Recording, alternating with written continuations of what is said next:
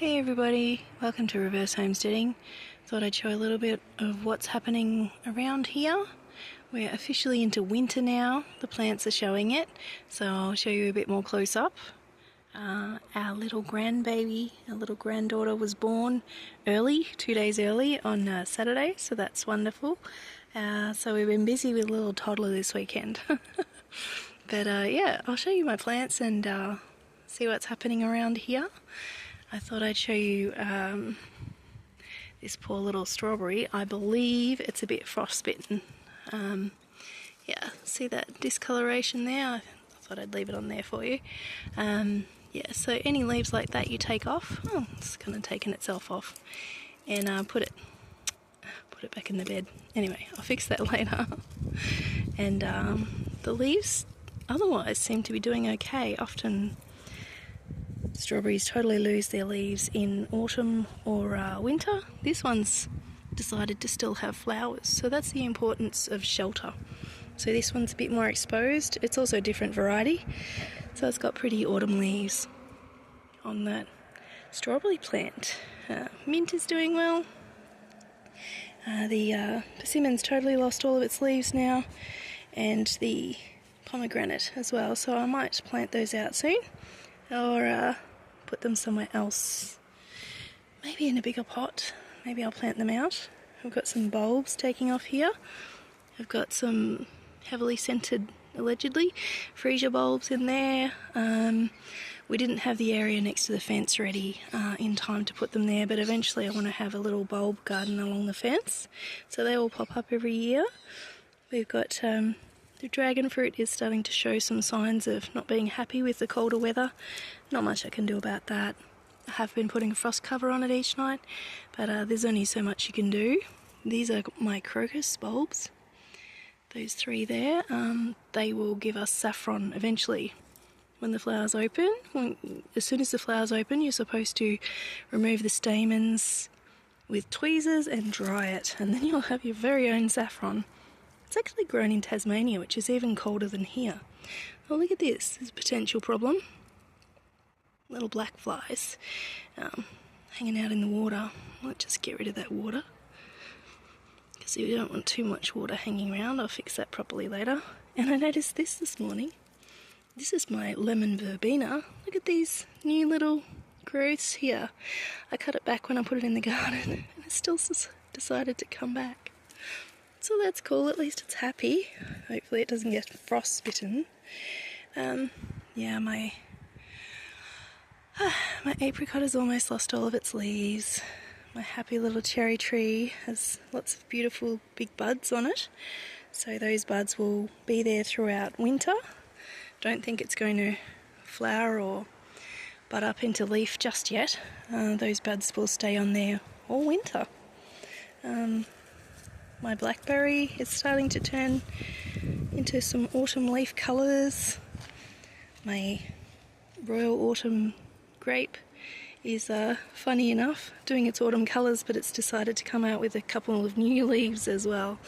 So yeah, good on ya. Looks like a few little buddy type things happening on there as well, on my port mine magnolia. Everything else is slowing down. Parsnips are doing well over there. Look at my beautiful blueberry. I'll try to catch it in the golden hour for you. But yeah, even in normal daylight it's pretty special. I've got a few little plants out ready to go into the garden.